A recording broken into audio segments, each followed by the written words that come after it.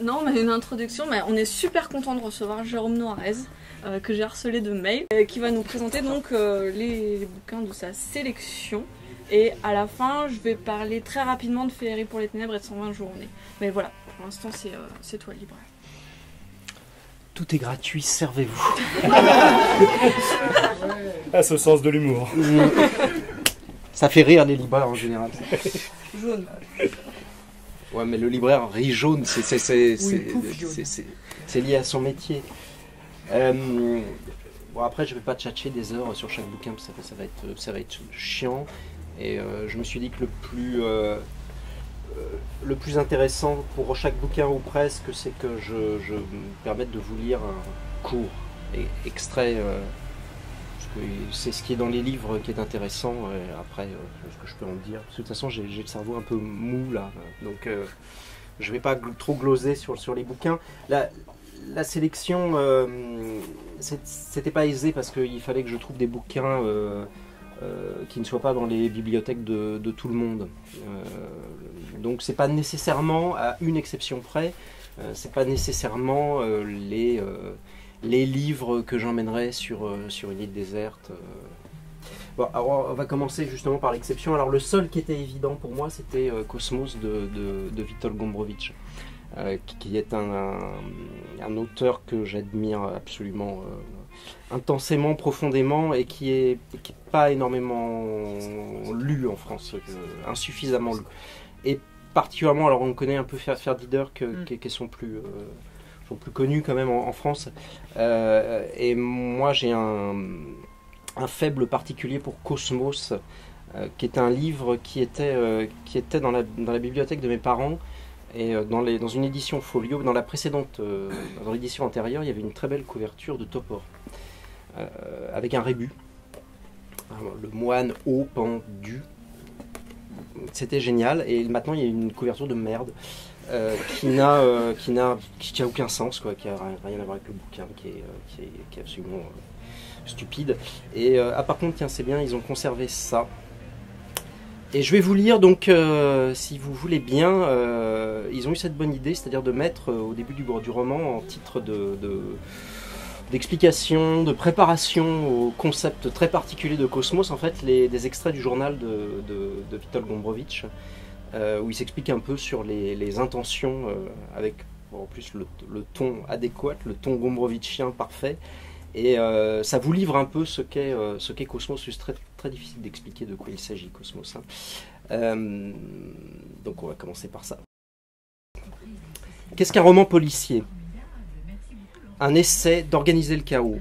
C'est pourquoi mon Cosmos, que j'aime appeler un roman sur la formation de la réalité, sera une sorte de récit policier. Je pose 2 points de départ, 2 analogies très éloignées l'une de l'autre. A. Un moineau pendu. B. L'association de la bouche de Catrette et de la bouche de Léa. Ces 2 problèmes se mettent à réclamer un sens. L'un pénètre l'autre en tendant vers la totalité. Ainsi commence un processus de supposition, d'association, d'investigation. Quelque chose va se créer, mais c'est un embryon plutôt monstrueux, un avorton. Et ce rébus obscur, incompréhensible, va exiger sa solution, chercher une idée qui explique, qui mette de l'ordre. Quelle aventure, quel incident avec le réel pendant cette remontée du fond des ténèbres. Logique intérieure et logique extérieure. Ruse de la logique, piège intellectuel, les analogies, les oppositions, les symétries. Rythme furieux, brusquement accru d'une réalité qui se déchaîne et qui s'effondre. Catastrophe, honte. La réalité débordant soudain à cause d'un fait en surnombre. Création de tentacules latéraux, de cavités obscures, d'engorgements de plus en plus pénibles, freins, virages, tourbillons, etc., etc., etc. L'idée tourne autour de moi comme une bête sauvage, etc., etc. Ma collaboration, moi, de l'autre côté, du côté du rébus, essayant de compléter ce rébus, emporté par le tourbillon des événements qui cherchent une forme. C'est en vain que je me jette dans ce tourbillon pour que, aux dépens de mon bonheur, microcosme, macrocosme, mythologisation, distance, écho, irruption brutale d'une absurdité logique, scandaleux, point de repère, Léon célébrant son office, etc., etc. Mais il n'y a rien à craindre. Ce sera malgré tout une histoire normale, un roman policier normal, quoiqu'un peu rugueux. Dans l'infinité des phénomènes qui se passent autour de moi, j'en isole un. J'aperçois par exemple un cendrier sur ma table. Le reste s'efface dans l'ombre. Si cette perception se justifie, par exemple, j'ai remarqué le cendrier parce que je veux y jeter la cendre de ma cigarette. Tout est parfait. Si j'ai aperçu le cendrier par hasard et ne reviens pas là-dessus, tout va bien aussi. Mais si, après avoir remarqué ce phénomène sans but précis, vous y revenez, malheur. Pourquoi y êtes-vous revenu s'il est sans signification? Ainsi, il signifiait quelque chose pour vous, puisque vous y êtes revenu. Voilà comment, par le simple fait que vous êtes concentré sans raison une seconde de trop sur ce phénomène, la chose commence à être un peu à part, à devenir chargée de sens. Non, non, vous vous défendez, c'est un cendrier ordinaire. Ordinaire? Alors pourquoi vous en défendez-vous s'il est vraiment ordinaire? Voilà comment un phénomène devient une obsession. La réalité serait-elle dans son essence obsessionnelle? Étant donné que nous construisons nos mondes en associant des phénomènes, je ne serais pas surpris qu'au tout début des temps, il y ait une association gratuite et répétée, fixant une direction dans le chaos et instaurant un ordre. Il y a dans la conscience quelque chose qui en fait un piège pour elle-même. Voilà ce qu'il dit de ce roman. En même temps, maintenant que je le lis comme ça c'est un peu flippant. Je suis pas sûr que ça donne hyper envie. Et c'est un roman qui m'a... L'intérêt fondamental de ce roman, c'est qu'il est totalement déstabilisant. C'est-à-dire que il est construit sur une logique qui est propre à ce roman et qu'on ne retrouve pas ailleurs. Et c'est c'est quelque part de la science-fiction. D'ailleurs, c'est du space opera, on le voit dans le titre. C'est une autre manière d'organiser la réalité, une réalité très ordinaire, puisque le point de départ, c'est un moineau pendu au bout d'un fil de fer dans un buisson. Et à partir de ce signe-là, toute la réalité quotidienne, banale, va se reconstruire dans une espèce d'obsession. C'est-à-dire le héros va créer des sortes de constellations de signes obsédantes. Et effectivement, c'est une espèce de roman policier. J'adore cette mention de Gombrowicz. C'est un roman policier normal, quoique un peu rugueux. Et c'est vrai. Donc je vous conseille infiniment Cosmos, qui est un roman costaud. Bon, faut dire ce qu'il y a, quoi, mais magnifique. C'est un roman que je relis tous les ans, parce que je suis masochiste.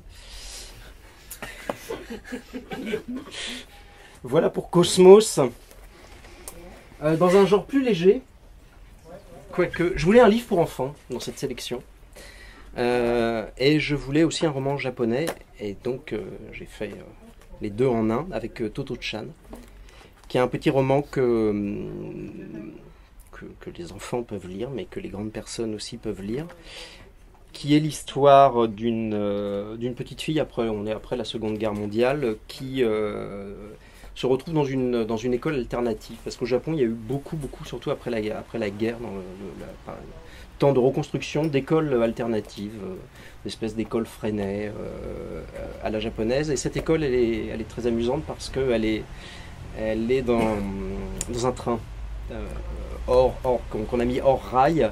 Et donc, c'est une école où quand on veut ajouter une salle de classe ou une bibliothèque ou une salle d'activité, on rajoute un wagon simplement. Donc on raccorde des wagons, et c'est une succession de petites scénettes avec cette petite fille qui une manière de fonctionner qui fait que dans un cursus scolaire normal, elle serait très mal à l'aise, et là elle se trouve très à son aise dans cette école un peu expérimentale, étrange, où à la fois on est très libre, on peut faire ses propres expériences, mais avec bienveillance, une école agréable. Et alors ça répondait quelque part aussi à mes préoccupations que j'exprime dans 120 journées, quoi, autour de l'éducation et de l'école. Je ne suis pas un grand fan de l'école traditionnelle. Je ne suis pas non plus un grand fan des écoles alternatives en général, pour y être passé pas en tant qu'élève, mais en tant qu'intervenant, que ce soit dans des écoles Freinet. Ou moi, le grand livre d'épouvante pédagogique que j'ai lu, c'est ces Libres enfants de Summerhill, qui m'a tétanisé d'horreur. Je me suis dit que c'était une école épouvantable. Et là, c'est une très jolie école, franchement, où on a envie d'être. Et ce serait un joli roman à faire lire à des CM1, CM2, pour essayer de réfléchir à qu'est-ce que ça peut être l'école. Est-ce que vous seriez bien, vous, élève, dans cette école curieuse qui a réellement existé en plus, hein, c'était cette autobiographique qui siège dans un train. Est-ce que vous aimeriez avoir une salle de classe dans un wagon Voilà, Toto-chan, c'est très drôle. C'est très mignon. Je vous lis pas d'extrait parce que soit il faut lire un chapitre complet, enfin j'ai regardé, j'ai pas trouvé d'extrait à lire vraiment pertinent sur Toto-chan.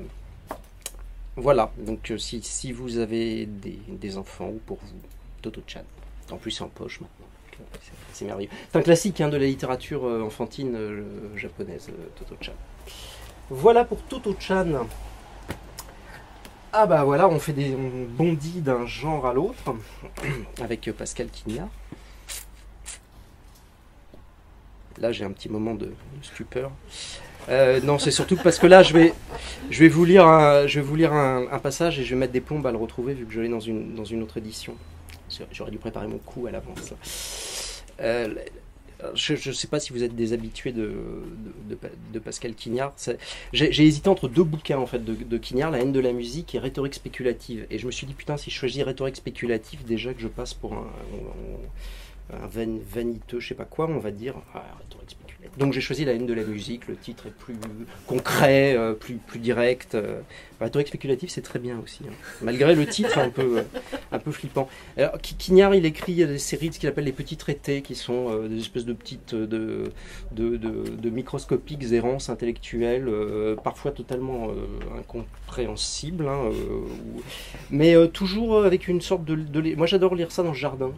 C'est une lecture de jardin, ça répond au chant des oiseaux, j'aime beaucoup lire Quignard. Alors La haine de la musique, je l'ai quand même choisi d'abord parce que je suis musicien, que j'ai horreur du bruit, et donc horreur de la musique faisant bruit, et je partage ça avec Quignard, qui lui aussi est musicien et violoncelliste. Et La haine de la musique, c'est assez remarquable, comme c'est quand même ces petits traités les plus remarquables, c'est La haine de la musique, parce qu'il dit quelque chose de fondamental là-dedans. Il dit qu'il n'y a pas de vertu dans l'art, quoi. C'est-à-dire que l'art en soi est sans vertu. Il peut être ignoble. Et il montre à quel point la musique peut être ignoble en allant... il part dans plusieurs directions, mais il y a une direction très importante. Et il travaille sur la musique dans les camps de concentration, dans les camps de la mort. Comment la musique accompagne l'abomination et comment elle le fait très bien d'ailleurs. Et il y aurait une série à faire en fait. On pourrait écrire une série de bouquins, je sais pas, la musique, cette merde, la littérature, cette merde, le cinéma, cette merde. Je ferais bien la poésie, cette merde, moi. Je lance une idée, hein, des éditeurs, ce serait pas mal. Et je vais quand même vous lire un petit extrait, ça vaut le coup. Il a une langue, mais il a quand même une très belle langue, quoi, Quignard. Il écrit bien. Alors depuis quelque temps, il vieillit. Je trouve ces derniers petits traités commencent à être chiants. Mais là, il était au mieux de sa forme.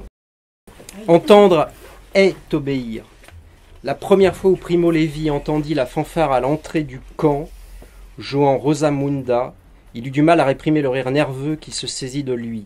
Alors il vit apparaître les bataillons rentrant au camp avec une démarche bizarre, avançant en rang par 5, presque rigides, le cou tendu, les bras au corps, comme des hommes faits de bois, la musique soulevant les jambes et des dizaines de milliers de sabots de bois contractant les corps comme ceux d'automates. Les hommes étaient si dépourvus de force que les muscles des jambes obéissaient malgré eux à la force propre, au rythme que la musique du camp imposait et que Simon Lax dirigeait. Primo Levi a nommé infernale la musique. Pourtant, peu coutumier des images, Primo Levi a écrit « Leurs âmes sont mortes et c'est la musique qui les pousse en avant comme le vent les feuilles sèches et leur tient lieu de volonté. » Puis il souligne le plaisir esthétique éprouvé par les Allemands devant ces chorégraphies matutinales et celle-là est balèze. Et vespertinales. Notez-le, celui-là. Ça, c'est Quignard. du malheur. Ce ne fut pas pour apaiser leur douleur, ni même pour se concilier leurs victimes que les soldats allemands organisèrent la musique dans les camps de la mort. Ce fut pour augmenter l'obéissance et les souder tous dans la fusion non personnelle, non privée qu'engendre toute musique. 2, ce fut par plaisir, plaisir esthétique et jouissance sadique, éprouvé à l'audition d'air aimé et à la vision d'un ballet d'humiliation dansé par la troupe de ceux qui portaient les péchés, de ceux qui les humiliaient. Ce fut une musique rituelle. Primo Levi a mis à nu la plus ancienne fonction assignée de la musique.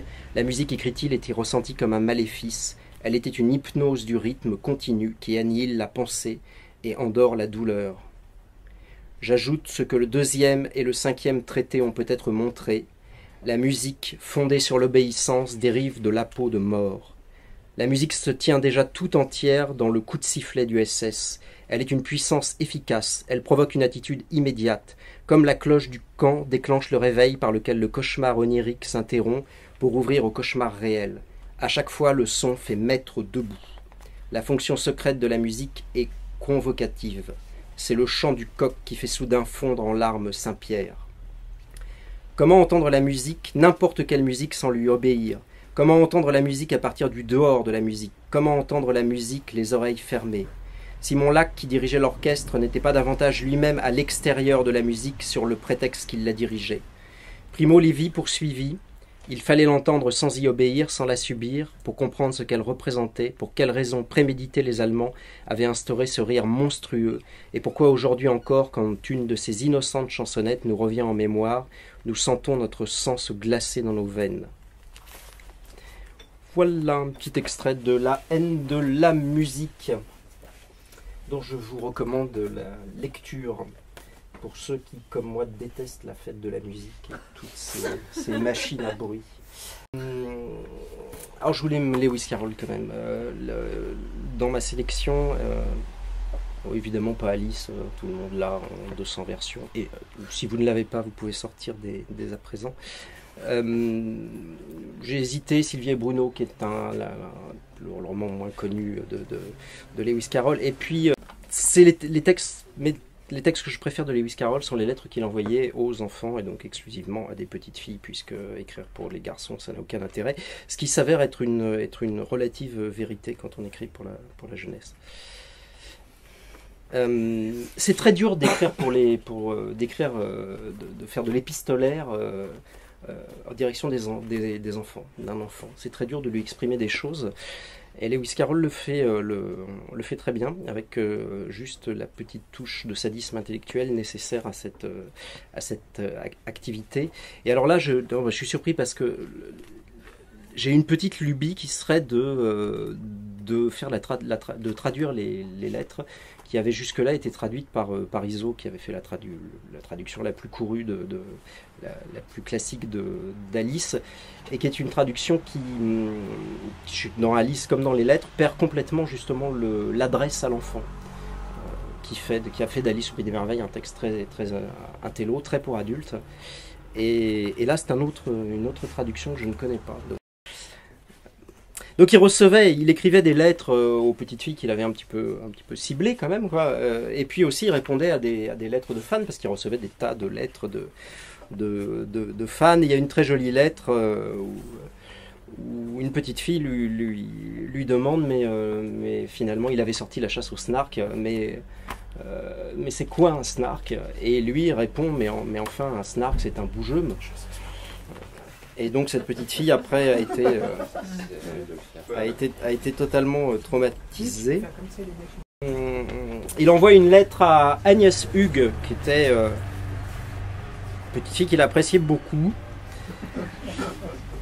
Ma chère Agnès, quelle paresseuse. Quoi? C'est à moi de diviser moi-même les baisers, c'est ça? Eh bien, je ne me donnerai certainement pas la peine de faire quoi que ce soit de ce genre. Mais je vais te dire comment faire. D'abord, tu prends 4 des baisers, puis, ceci me rappelle une chose, alors il fait beaucoup d'apartés, donc très agaçant pour un enfant ça. Ceci me rappelle une chose très curieuse qui m'est arrivée hier à 4h30.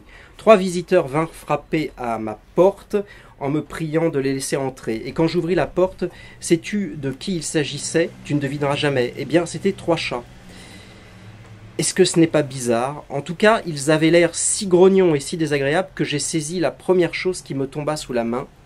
Il se trouva que c'était le rouleau à pâtisserie, et que je les frappais tous jusqu'à ce qu'ils soient plats comme des crêpes. Si vous venez frapper à ma porte, dis-je, moi je viendrai frapper sur vos têtes. C'était justice, non? Tendrement à toi, Lewis Carroll.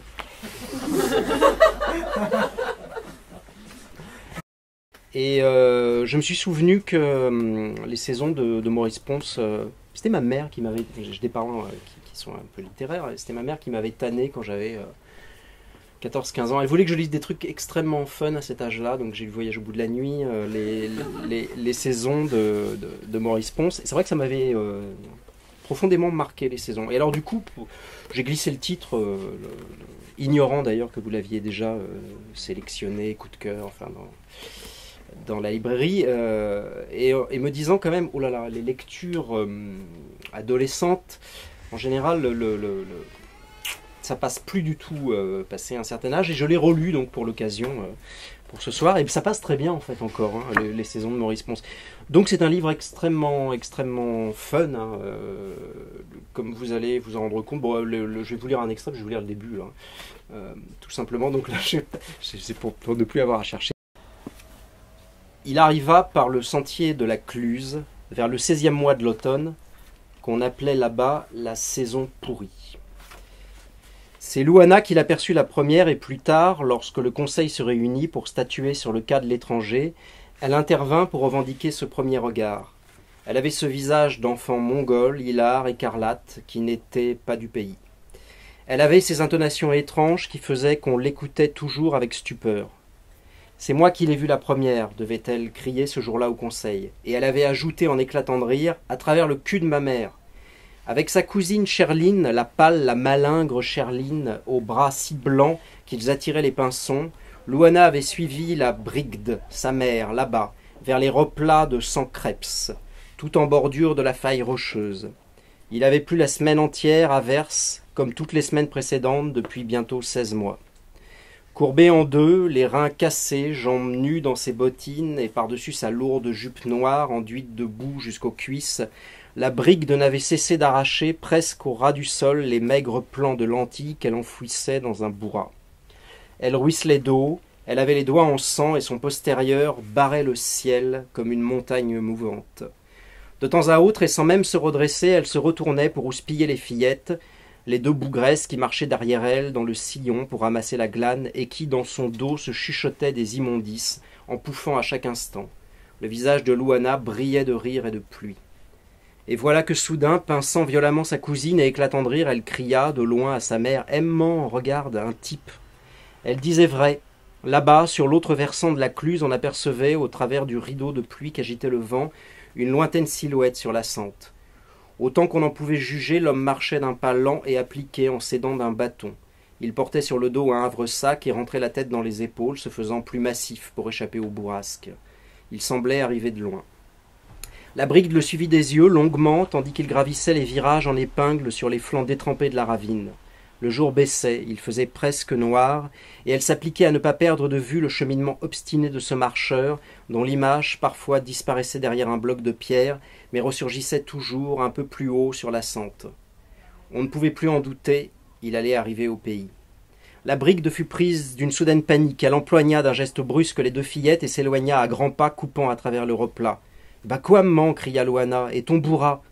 Elle ne répondit pas, elle marchait droit, tirant par la main les gamines.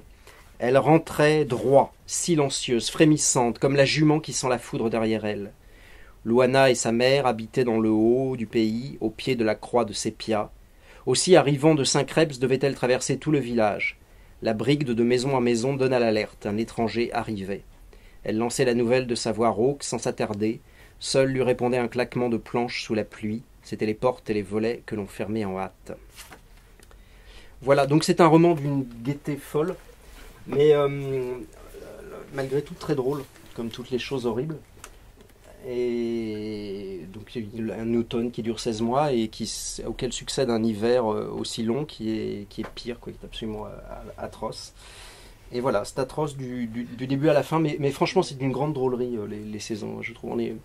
Tu n'as pas ce ressenti-là sur ce livre, je crois. J'ai manqué de second degré. Oui, tu as un problème avec les orteils pourris, mais ça peut se guérir. Et voilà.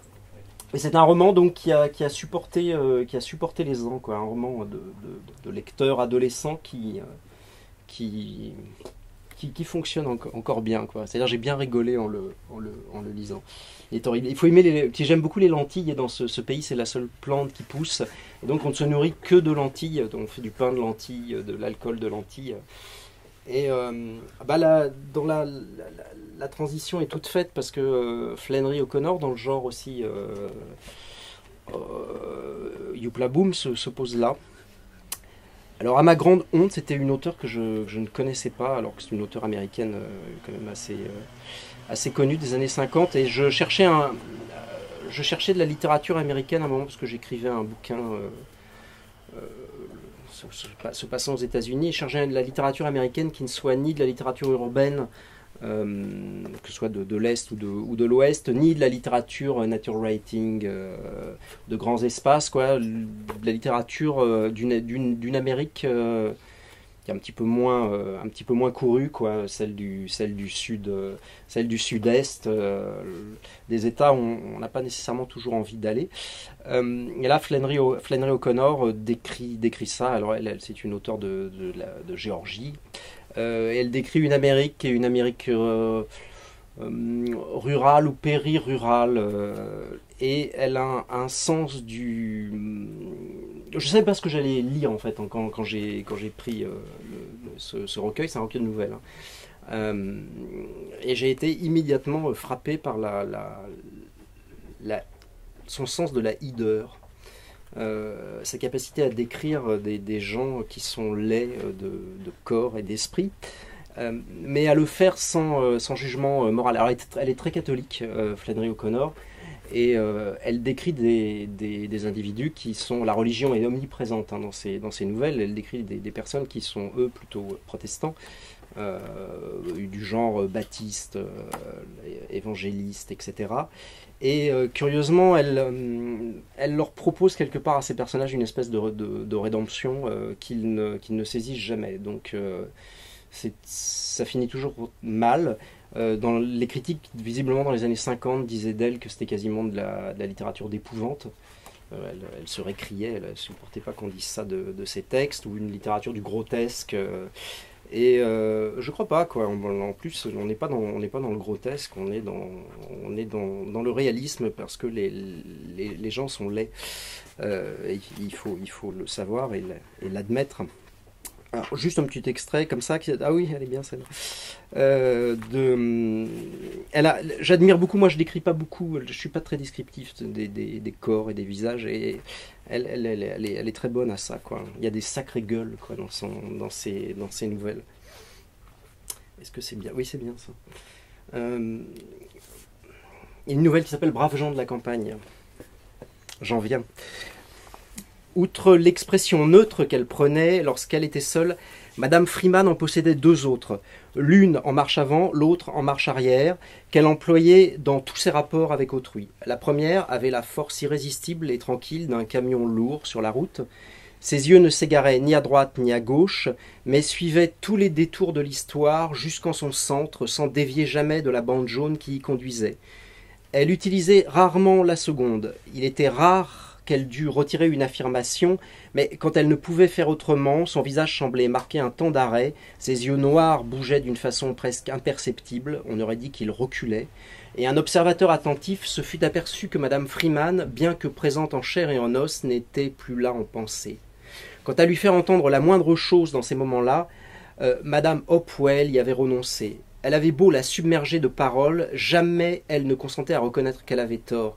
Elle restait muette, et si jamais on arrivait à tirer quelques mots d'elle, cela donnait « j'ai jamais dit que c'était ça, et j'ai jamais dit le contraire ». Ou bien ses yeux erraient sur l'étagère de la cuisine, où il y avait un assortiment de bouteilles poussiéreuses, et elle déclarait « je vois que vous avez guère touché aux figues que vous avez faites l'été dernier ». Voilà, donc lisez Flannery O'Connor. Et moi, elle n'a pas écrit énormément, elle écrit beaucoup de lettres. Donc il y a une correspondance que j'ai pas lue encore. Et c'est réellement atroce. Je vous promets que vous allez... C'est d'une cruauté et d'une bassesse absolument époustouflante. Finissons sur une note de joie et de bonne humeur avec Félix Pénéon. Ça c'est absolument remarquable. C'est une fabuleuse leçon d'écriture. Alors Félix Pénéon écrivait des petites chroniques de faits divers dans Le Matin, je crois. Félix Pénéon, c'est un personnage assez étonnant, critique d'art, anarchiste, antimilitariste, etc. Il écrivait dans Le Matin, pas un journal spécialement gauchiste. Et ce sont donc des petites chroniques de faits divers qui tiennent en 3 lignes sur une colonne de journal, qui ont été compilées, alors de faits divers réels, bien sûr, sinon ce serait pas drôle. Et c'est une formidable leçon d'écriture parce qu'il arrive à d'écrire des petits drames en 3 petites lignes, par des procédés rhétoriques simples mais remarquablement efficaces. Alors on pourrait en lire toute la nuit, hein. Franchement c'est à se tordre de rire. Donc j'ai fait une sélection, alors là je suis organisé, vous voyez, j'ai un petit papier parce que c'est quelque chose, j'aime bien lire à des classes, ils ne comprennent pas parce que maintenant les enfants sont abrutis, mais de temps en temps quand même ils captent un peu les trucs très drôles. Et bon, alors évidemment en plus à cette époque-là les gens avaient des noms formidables, les gens avaient des gueules et des noms. Et on pouvait se passer des gueules parce que vous allez voir quoi, ils avaient des noms, on n'a plus des noms comme ça nous, et c'est dommage, on a des noms sages. Dans un café, rue Fontaine, Vautour, Le Noir et Atanis ont à propos de leur femme échangé quelques balles. Si mon candidat échoue, je me tue, avait déclaré monsieur Bellavoine de Fréquienne, Seine inférieure. Il s'est tué. Monsieur Abel Bonnard de Villeneuve-Saint-Georges, qui jouait au billard, s'est crevé l'œil gauche en tombant sur sa queue. Bon, ça en même temps. Pour avoir un peu lapidé des gendarmes, 3 dames pieuses d'Hérissart sont mises à l'amende par les juges de Doullens. Comme monsieur Poulbeau, instituteur à l'île Saint-Denis, sonnait pour la rentrée des écoliers, la cloche chut, le scalpant presque. Le cadavre du sexagénaire d'Orlais se balançait à un arbre à Arcueil avec 7 pancartes, trop vieux pour travailler. Il avait parié de boire d'affilée 15 absinthes en mangeant 1 kilo de bœuf. À la 9e, Théophile Papin d'Ivry s'écroula. Louis Lamarre n'avait ni travail ni logis, mais quelques sous. Il acheta chez un épicier de Saint-Denis 1 litre de pétrole et le but. Le curé de la Compote, Savoie, allait par les monts et seul, il se coucha tout nu sous un hêtre et y mourut de son anévrisme. 12 ans de bagne à Porte-Botte. Il avait tué au Havre cette folâtre Nini la chèvre sur qui il se croyait des droits. Voilà quoi. Quand on s'appelle Nini la chèvre et Porte-Botte, qu'est-ce que vous voulez? Pas besoin de décrire. Aux environs de Noisy, sous école, monsieur Louis Delilio, 70 ans, tombe à mort. Une insolation. Vite, son chien fidèle lui mangea la tête. Des écoliers de Vibray, dans la Sarthe, tentaient de circoncire un enfant. On le délivra, mais déjà il était dangereusement incisé. Une folle de Pouéchabon, dans l'Hérault, Madame Bautifol, née Éraille, a réveillé ses beaux-parents à coups de massue. Gare de Mâcon. Mourou eut les jambes coupées par une machine. Voyez donc mes pieds sur la voie, dit-il, et il s'évanouit. Catherine Rossello de Toulon, mère de 4 enfants, voulut éviter un train de marchandises. Un train de voyageurs l'écrasa. V. Petit de Martisy, Sainte-Geneviève, dans l'Aisne, voulait mourir, mais en joie. Il but 2 litres d'eau de vie et mourut en effet. Comme son train stoppait, Madame Parlucie de Nanterre ouvrit, se pencha, passa un express qui brisa la tête et la portière.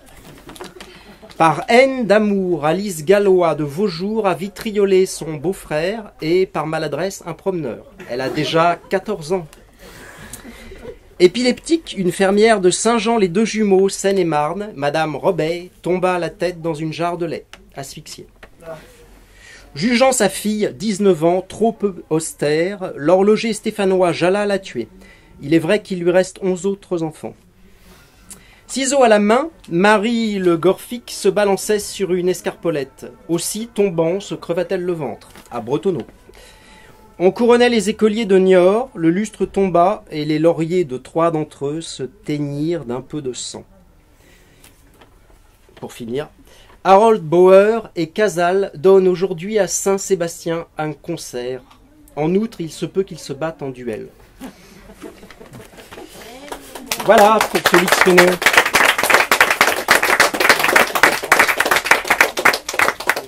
Et donc c'est très bien et cette édition est très chouette, un peu chère, mais ça vaut le coup. Je vais parler très très vite parce que de toute façon personne n'écoute. Mais tout le monde là. Mais voilà, c'est ça, tout le monde là. Mais moi j'ai découvert que cet été et je l'ai vraiment pris pleine poire, donc je voulais en parler un tout petit peu, mais sans en parler parce que ce qui m'a vraiment plu, ce qui m'a vraiment plu justement, c'est mais que tu pars du principe que je suis intelligente et il y en a pas beaucoup. Non, c'est vrai. Et que du coup on n'attend pas de savoir comment ça fonctionne, etc. Donc un roman de fantasy avec du plastique, c'est ce qu'on m'avait dit pour me le vendre, donc je l'ai acheté. Et c'est un roman de fantasy, mais on prend vraiment le train en marche. Moi, il m'a fallu tout un roman au début pour comprendre comment ça fonctionnait un peu, qui étaient les phraselets par exemple, etc. Et voilà, et cette découverte-là, j'ai pas envie de l'expliquer à voix haute maintenant parce que ça va me gâcher. Pareil sur les personnages, moi j'ai tendance à m'attacher très vite au premier personnage qui me passe sous les yeux et bon, il y en a beaucoup qui meurent quand même.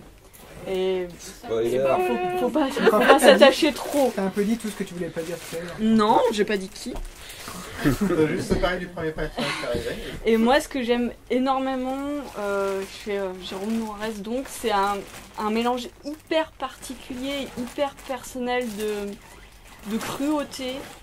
Parce que c'est quand même des choses qui font mal et qui sont cruelles. Il y a quelque chose de très cruel. Enfin, je vois que ça comme mot, quoi. C'est pas juste violent, c'est cruel. Et en même temps, de naïveté, de spontanéité, d'enfance, qui en fait un mélange assez exceptionnel, ouais. Il y a quelque chose que j'ai pas vu ailleurs. Et qui en fait, enfin, à la fois dans le style, dans l'univers et dans le traitement des personnages, il y a quelque chose d'unique. Et c'est quand même pour moi le critère déterminant dans un livre, quoi. C'est d'être unique. Et voilà, Ferry pour les ténèbres, donc un monde de fantaisie avec ces équilibres de pouvoir entre royaumes, contre-pouvoirs, etc. Ces petites gens, ces fonctionnaires, ces dignitaires. Et donc ça, à la surface, sous la surface, d'autres choses dont je ne vais pas vous parler, mais qui sont assez cruelles. Et ce fait particulier qui est la technol, qui serait la technologie de notre monde et qui pousse plus ou moins de terre. Et donc dans ce monde, on récupère du plastique, on utilise des choses, une station-service peut être au milieu d'un champ.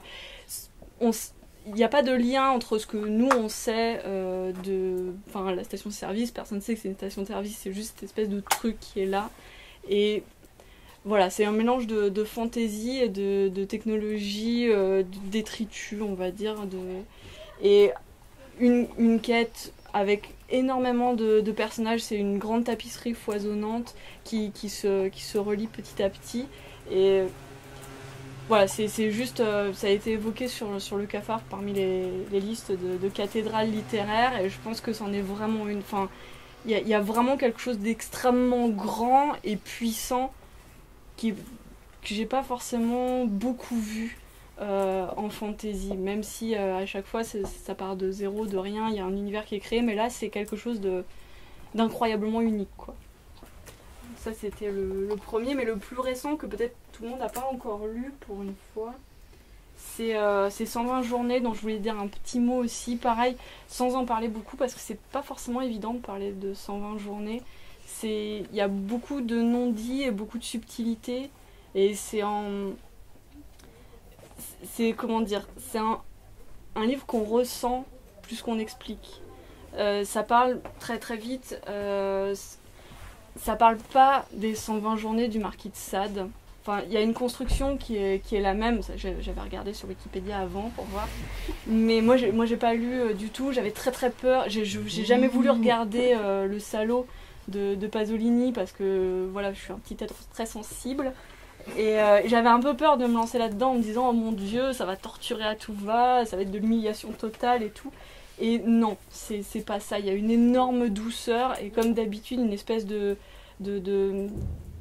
naïveté, d'enfant, pas d'enfance, mais de quelque chose d'enfantin qui est présent et qui atténue la cruauté qui peut y avoir par ailleurs.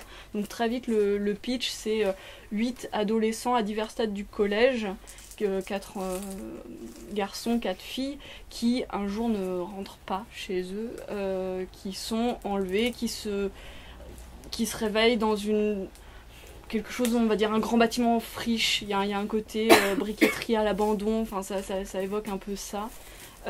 Cerné par 4 adultes et deux adultes de plus un peu en périphérie pour s'occuper d'eux, donc un garde-chiourme qui est un pédophile récidiviste et une dame qui s'occupe de l'intendance, etc., de la cuisine, etc., qui est une mère infanticide. Et le projet des 4 adultes en question est pas vraiment dit et on sait jamais trop vraiment quelles sont les motivations de tous les personnages, la passivité je dirais, je sais pas si on peut parler de résilience ou pas, des adolescents, c'est-à-dire qu'ils vont vivre des trucs qui pourraient être traumatisants et puis on n'a pas l'impression que ça les touche particulièrement, ou en tout cas ils s'en remettent. Il y a une, comment dire, ça va être 120 jours de captivité, pas un de plus, pas un de moins. Après, les adultes disent qu'ils vont laisser rentrer tout le monde chez eux et que ce sera fini. Quand on est en captivité, on peut en douter, mais les enfants acceptent et se laissent conduire, en fait. Il y a quelque chose d'absolument passif qui rappelle énormément en fait l'adolescent qu'on a été, mais pas l'adolescent adolescent du lycée qui a déjà des idées, qui va contre le monde des adultes, qui a quelque chose, l'adolescent d'avant qui hésite encore, qui fluctue entre enfance et c'est vraiment cette zone de flou qui est épinglée ici, et ça c'est quelque chose qui parle énormément au lecteur, enfin en tout cas moi qui m'a parlé énormément. Enfin mes années collège, c'est ça quoi. On est tous passés à ce truc-là de relation avec les autres, de relation avec les adultes, d'un monde adulte pour qui l'adolescent c'est à la fois quelqu'un à qui on dit mais t'es pas assez grand, t'es qu'un enfant, et à qui on dit mais grandis un peu, grandis, et c'est cette espèce de tiraillement total qui est exprimé ici et qui parle énormément quoi, de choses dont on parle pas. Enfin moi j'essaye d'oublier ça de mes années collège entre autres, et on en parle assez rarement finalement. Quand on parle d'adolescence, on parle d'après, de quand on commence à être un adolescent, mais pas quand on n'est plus vraiment un enfant, ou encore un peu où on sait pas, ou c'est ça qui est magnifique. Et en parallèle, donc ça c'était ce qui se passe à l'intérieur. En parallèle, il y a pas un animateur ado, un créateur de pièces radiophoniques, un auteur, qui est censé intervenir à distance pour raconter des histoires aux enfants tous les 10 jours. Et ces histoires sont des contes cruels aussi, j'aime bien ce mot, Mais moi, non, en fait, qui sont des chapitres à part entière, et on retrouve l'imaginaire qui pouvait avoir vachement... qui moi m'a vachement plu par exemple dans Féerie pour les ténèbres. Un imaginaire, il y a une princesse qui devient une espèce d'escargot, enfin il y a des choses très très chouettes. Je vais pas en parler plus parce qu'après je vais raconter mon adolescence où ça va être chiant. mais voilà, c'est un roman hyper subtil dont on comprend pas tout, et il n'y a pas besoin, on s'en fiche. Enfin, quel est l'intérêt de comprendre quoi? On le ressent et c'est ça qui est super.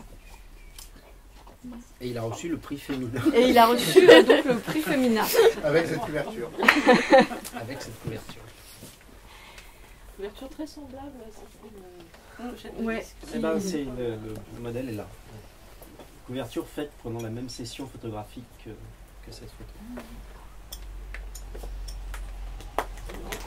Voilà.